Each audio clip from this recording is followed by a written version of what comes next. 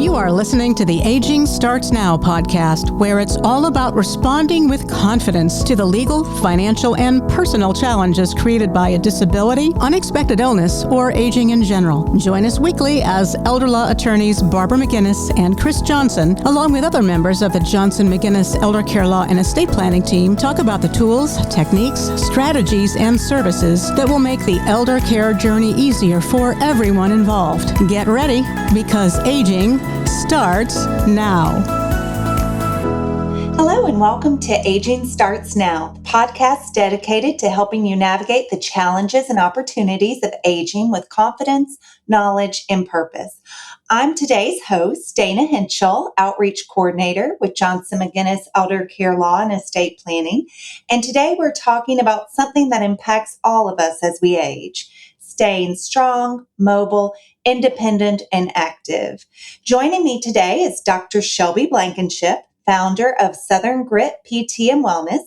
Dr. Blankenship has created a unique approach that blends physical therapy, wellness, strength training, and functional movement to help people not just recover from injuries, but also thrive throughout every stage of life. So whether you're looking to improve your balance, maintain your independence, reduce pain, or simply stay active for years to come, today's conversation is packed with practical advice and encouragement. So, Dr. Blankenship, thank you for joining us today. Let's start by talking about Southern Grit PT and how it all began. Yeah, I'd love to. So we actually started with a different name back in December of 2022. We were originally called Stave Off Hendersonville. And then about a year, maybe a little over a year ago, we decided to change our name, and we had some partners that we were working with, and we kind of split off to kind of do our own thing. And so now it's called Southern Grit PT and Wellness. It fits our brand a little bit better, and it fits our members and the people who work here a little bit more appropriately, I think. Well, great. Well, when people hear physical therapy and think of recovering from an injury, I think that's what people think about when they hear PT. Yeah. So what is Southern Grit PT, and how would you describe your approach? Yeah, so I think a lot of times when, the injury happens, we think that it's always directly related to like what we had just completed. And sometimes like that happens, maybe it's like a car accident or a fall or those kinds of things. But there's usually a lot more like lead up to it that where the injury, happens. So it's not usually just a simple one thing. And our approach is really trying to create a really strong baseline so that threshold of when injury happens, it's needed, like it requires a lot more. And especially like as a lot of the individuals we see are more, I would say, on the older adult side, so usually more on the 50, 65 plus side, it can be easy to blame everything on age. And it's not necessarily age. It's more of, as you get older, the buoys between your recovery capacity get a little bit smaller. And we have to make sure that we are being really intentional about having really good stress management habits. Are we exercising? Are we getting our diet really dialed in? Is our sleep really dialed in? And when those things aren't dialed in, it makes you more prone to having things happen. And so it's usually, a lot of times we see a lot of people for like low back pain, for example. And it's usually not just a simple of, like I did, this one gardening day that was really hard, and that's what caused it. It's usually a lot of other things that were built up to it. So, they're a caregiver for their spouse, and they have only been sleeping 4 hours a night because they're having to wake up to help their spouse to the bathroom every night. And then they're also barely eating because they don't have time to get to the grocery. And it's usually just a lot of other precipitating factors. And we want to make sure we come alongside these folks to get a full holistic approach and not just focus on the specific injury, but also what else is going on to create an opportunity for injury or illness to happen. Right. Well, I'll use myself as an example. On Christmas Day, I reached up to give my husband a hug, and my back went out. Mm-hmm. It was literally an arm movement. And I'm just like, what happened? And it still hurts. And I have been told that one of my issues is I actually need to move more. and Yeah. strength training. Yes. So that was hurtful. But Yeah, right. That's not what you want to hear. yes. But what makes Southern Grit different from a traditional gym in that way? Yeah, so we like to create a one-stop shop. So a lot of times, you have like your silos of just a gym or just a PT clinic. And we create a one-stop shop where, once you graduate PT with us, you have the opportunity to do either like personal training or our fitness classes where all of our coaches are also physical therapists. So you get to kind of create a timeline where you can go back and forth as you need to. So you don't feel like you're getting lost, once you discharge from therapy. Because we hear that so often. It's like, okay, I've, made all this progress after I just had my knee replaced. And now what? And so, they go to like, I would consider like a regular gym, and they like see all this equipment. They're like, I don't know what to do with this. Or they join a fitness class and they're like, there's stuff that's way too easy, or there's stuff that's way too hard for me. And we try to create a one-stop shop where all our fitness classes, for example, we max out at 8 people per class. It's a much more one-on-one personalized approach. So it's not feeling like you're getting lost in the crowd. Like you're able to have things accommodated just for you, but you also get the community aspect as well. So people could go to you for traditional PT and then graduate or add on the exercise portion. Yeah. So we have that option. And then we also have like we call it like a bridge gap version where it's a wellness program. So you can add in like our wellness stuff that we do. So like sometimes we offer like dry needling or cupping. So like if you have something that flares up every now and then and you want to just make sure it's modulated down so you can stay in the gym, we have opportunities for that. And what's nice is like, especially having PTs as your coaches, like they're able to modify this stuff and really make sure that your technique and all those kinds of things are really dialed in and you're maximizing your full functional capacity without having to be like, does this person actually know what I'm experiencing and what I'm going through?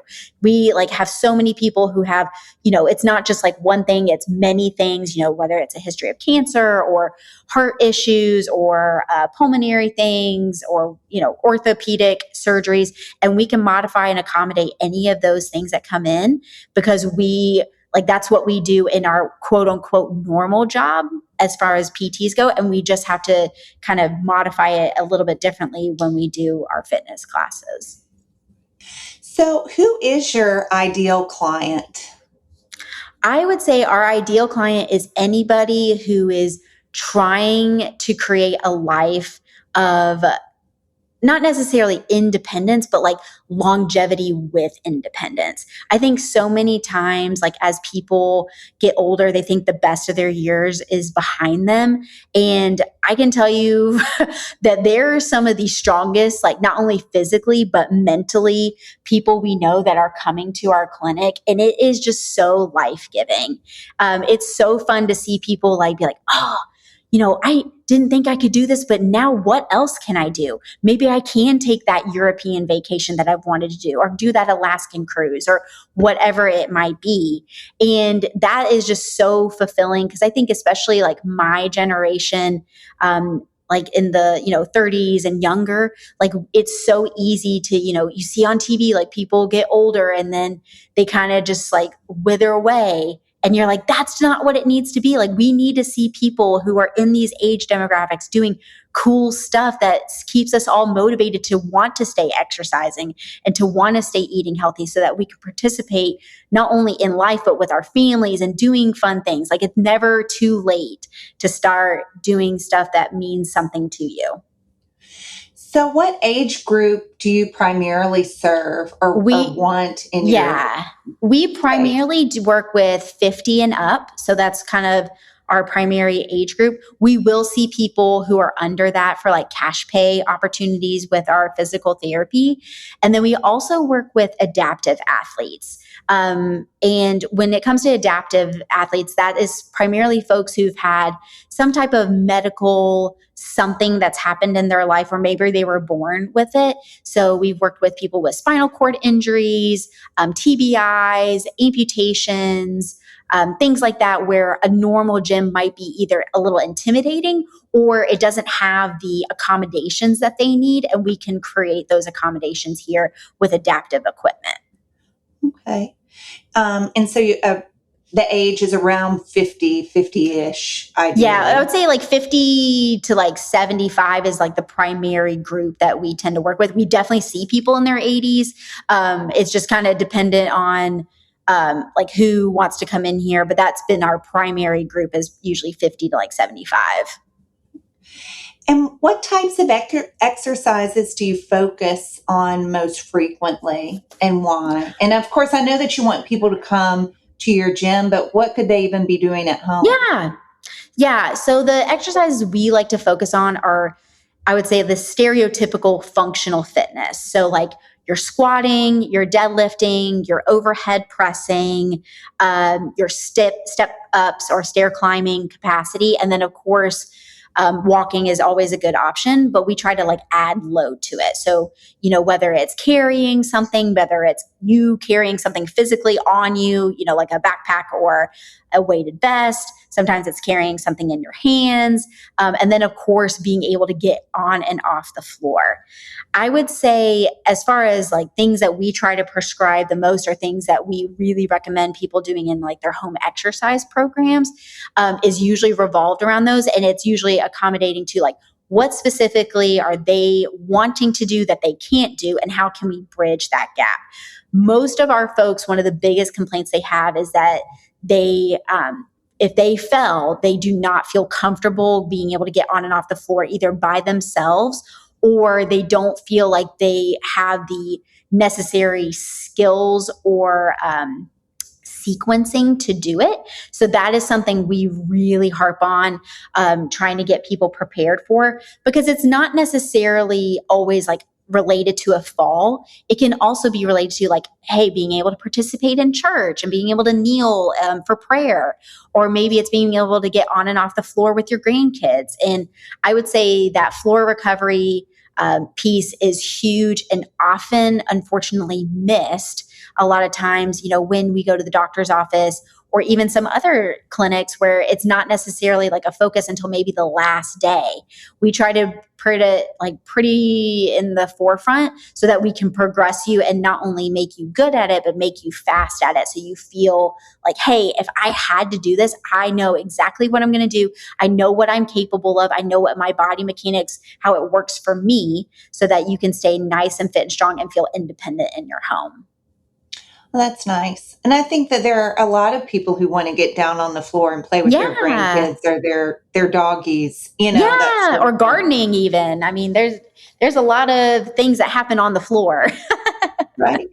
And speaking of floors, we were at a fair together and you were promoting something about strengthening your pelvic floor. And I don't think that's something that many people think about. And it's definitely not something people think about at the regular gym. So can you talk about that a little bit? Yeah. So I'm a certified in pelvic health. And what that constitutes is a lot of times, we kind of think about it. It's gotten a big surge in popularity lately with like the pregnant and postpartum folks.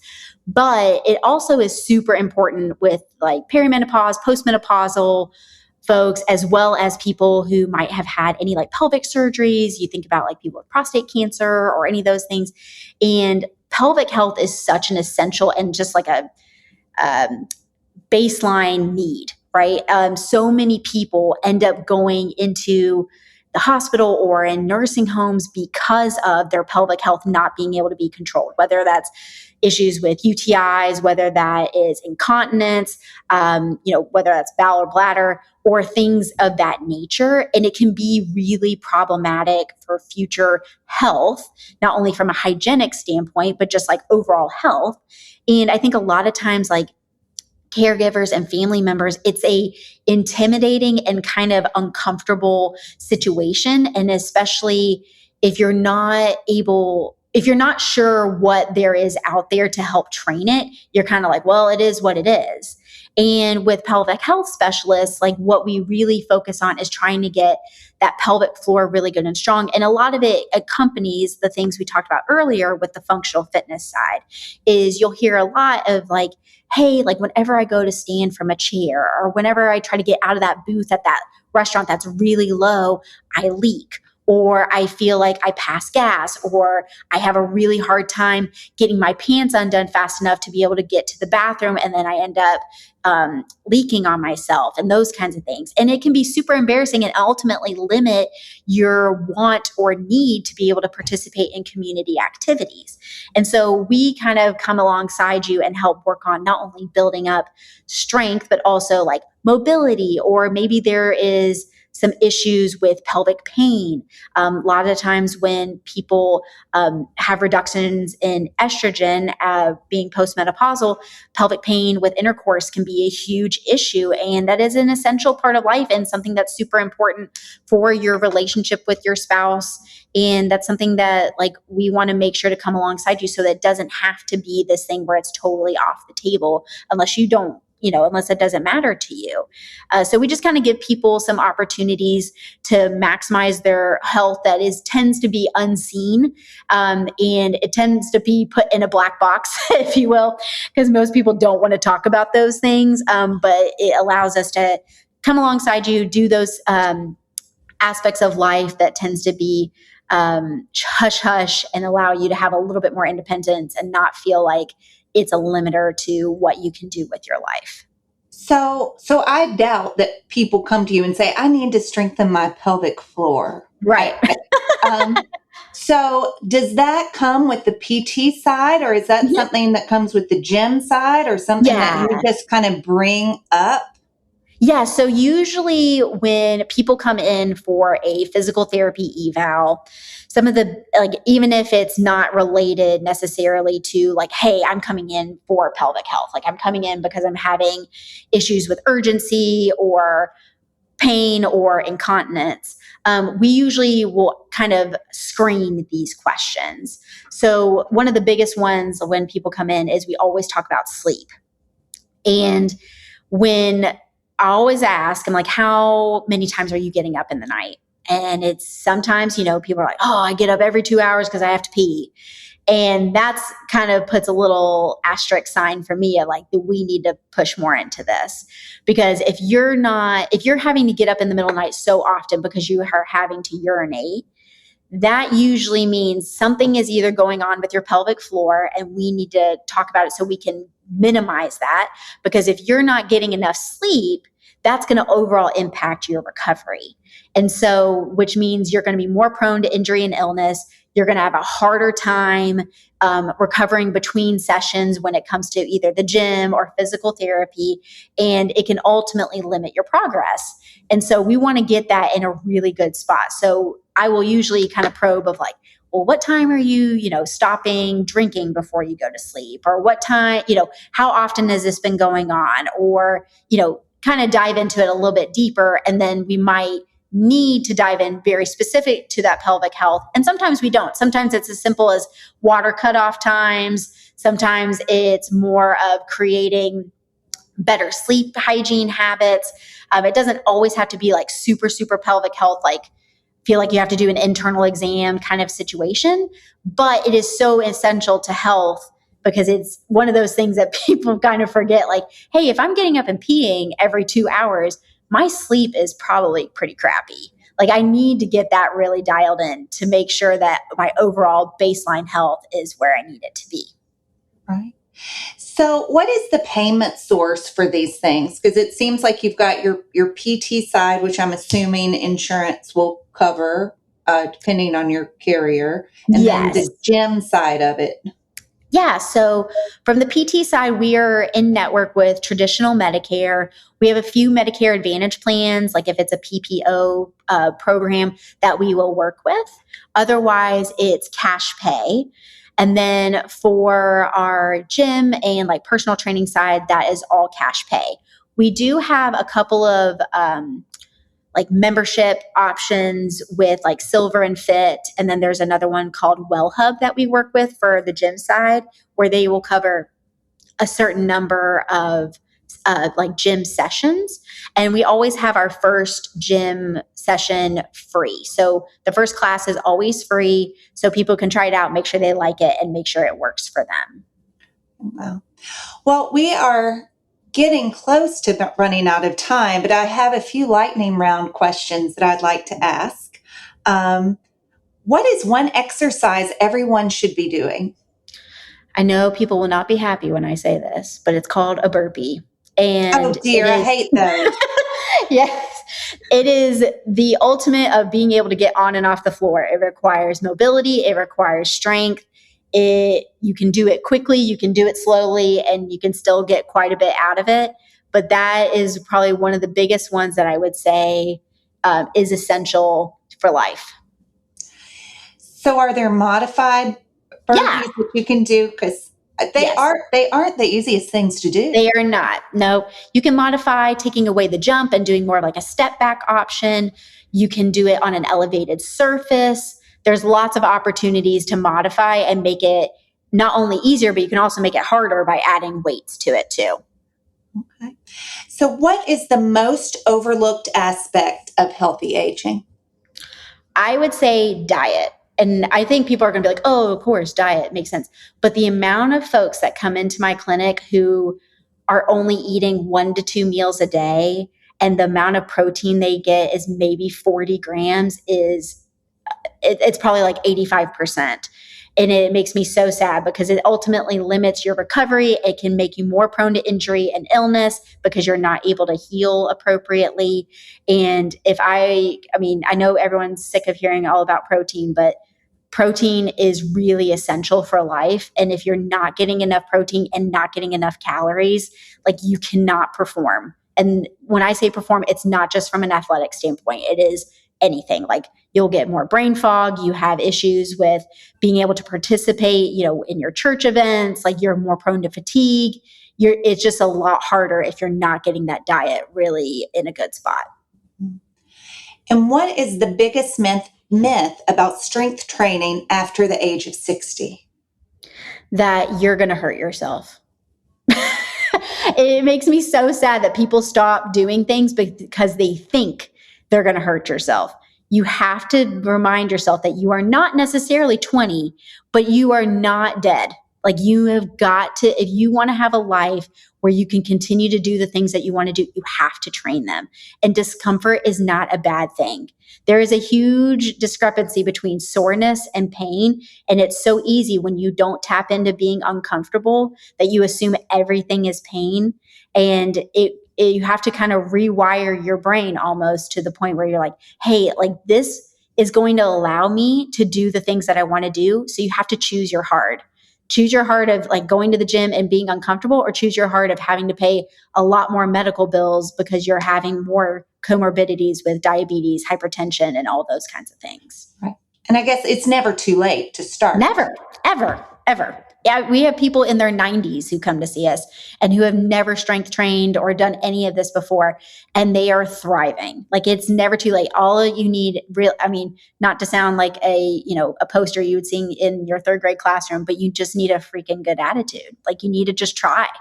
I think sometimes we get so used to not trying because we're afraid to fail. And that's like the best thing you can do for yourself is just try.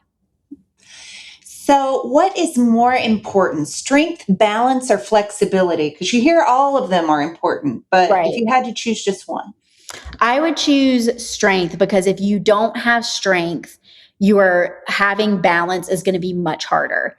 Strength and power kind of go together. So like there's brute strength where it's like, hey, I'm just going to be able to, get out of this chair or lift something heavy. But power is being able to do that thing quickly.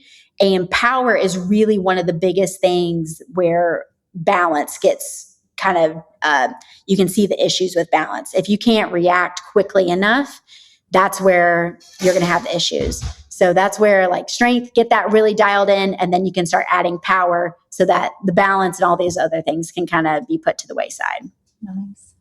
And The last question is one thing listeners can do today to improve their long-term mobility.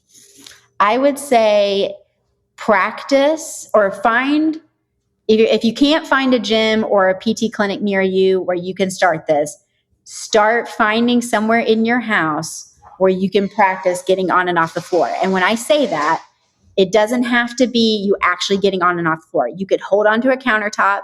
You could step back, get in like a push-up position, do mini push-ups, step forward, and stand up. That could be your modified burpee. And then just make that surface get lower and lower and lower, and that will be huge. Wow. Well, Dr. Blankenship, thank you so much for sharing your expertise and passion with us today. And it's encouraging to hear that aging doesn't mean having to slow down. It can be a time to build strength, improve mobility, and continue doing things that we love to do. And for our listeners, if you'd like to learn more about Southern Grit PT and Wellness, connect with Dr. Shelby Blankenship, or explore ways to improve your strength, balance, and overall wellness, we'll be sure to include the contact information and resources in the show notes from today. At Johnson McGinnis Elder Care Law and Estate Planning, our team works with families every day to help them plan ahead, understand available resources, and create strategies that support aging with dignity and confidence. To learn more about our services or to schedule a consultation, visit tn-elderlaw.com or call our office. Thank you for listening to Aging Starts Now. If you found this episode helpful, please subscribe, share it with family and friends, and join us next time for more conversations about aging, caregiving, and planning for the future. Until next time, remember, aging doesn't start one day, aging starts now. Thank you for listening to the Aging Starts Now podcast. For more information about today's show, visit tn-elderlaw.com, click on the Free Resources tab, and then click on Aging Starts Now. You'll find the show notes there. And while you're at it, why not check out all the free resources available at tn-elderlaw.com? Document downloads, the Johnson McGinnis blog, educational videos, informative articles, helpful links, a TV show, and more. It's all there, free for the taking. If you enjoy listening to the Aging Starts Now podcast, please subscribe, rate the show, or leave us a review. It's easy to do on whatever app you use to listen. We would love your feedback on the show. Aging Starts Now. We'll be back next week with more candid discussions about the challenges created by aging, disability, and unexpected illness.